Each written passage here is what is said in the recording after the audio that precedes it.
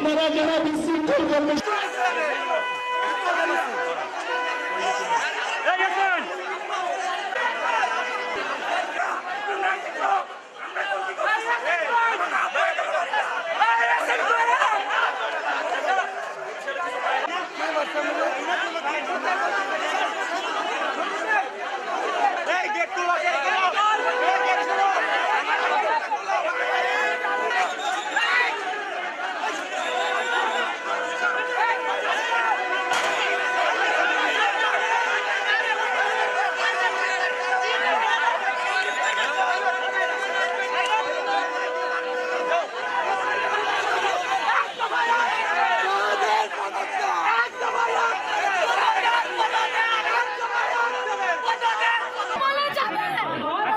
কত হবে তারপর এই জায়গা দিয়ে সবাই যাবে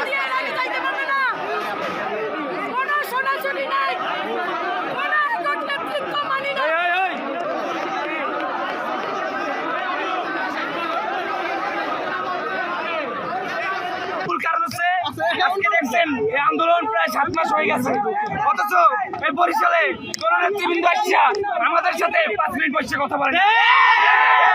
তাদের যত কথা তারা আহ্বায়ক বৃন্দর সাথে হোয়াটসঅ্যাপে মেসেঞ্জারে কথা বলে, আমাদের সাথে আমাদের সদস্যদেরকে, আমরা যে মহানগরের সদস্য আমরা কেন আজকে এই জায়গায় সেরকমের করবো? তাদেরকে তো আমরা এই জায়গায় দিচ্ছি, তারাও তো আমাদের একজন সিনিয়র পার্সন, তাদের সাথে আমাদের এটা করার দরকার ছিল না, কিন্তু তারা আমাদের সাথে 5 মিনিট বসার চেষ্টা করে না। আমরা বৈষম্যবিরোধী ছাত্র আন্দোলন বরিশাল মহানগরের আহ্বায়ক সহ আরো অনেক বিশেষ আছে যাদের কোনো কর্মকাণ্ডে লাগে না, তারা শুধুমাত্র নিজেদের জন্য খায়, নিজেদের জন্য পড়ে। তাদের নাম বৈষম্যবিরোধী ছাত্র আন্দোলন বরিশাল মহানগরের আহ্বায়ক শহীদুল ইসলাম সাহেব, বরিশাল জেলা মহানগরের বরিশাল জেলার সদস্য সচিব ওয়াহিদুর রহমান, এছাড়া আরো কিছু লোক আছে যাদের পদত্যাগ আমরা খুব শীঘ্রই চাচ্ছি। এখানে যে বিষয়টি হয়েছে এটা অনাকাঙ্ক্ষিত। আমরা দেখেছি বহিরাগত কিছু চিনি না, আমাদের এখানে পাঠও না, ঠিক আছে, তারা এসে এখানে দেখলাম গ্যাঞ্জাম করলো। আমাদের নাহিদ ভাই বিপ্লবী, এবং সে বিপ্লবীদের বিষয়টাকে চিন্তা রেখে, বরিশালের বিষয়টাকে চিন্তা রেখে সে পুনরায় আমাদের সাথে বসছে এবং বিষয়টিকে অবজারভেশন করতেছে, ঠিক আছে।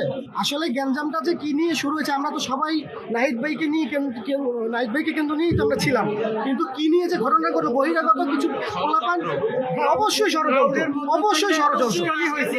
ক্রাউডের মধ্যে থেকে একটা উস্কানি দেওয়া হয়েছে।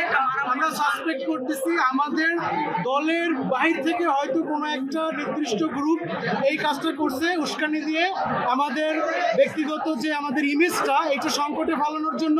নাহিদ ভাইয়ের বরিশাল আসা উপলক্ষে আমাদের যে একটা ভালো ইমেজ হওয়ার সুযোগ, সেই সুযোগটা যাতে আমরা হাতছাড়া করি, এই জন্য এটা উদ্দেশ্য প্রণোদিতভাবে করা হয়েছে বলে আমরা আপাতত। Voice Jessore, always in search of truth.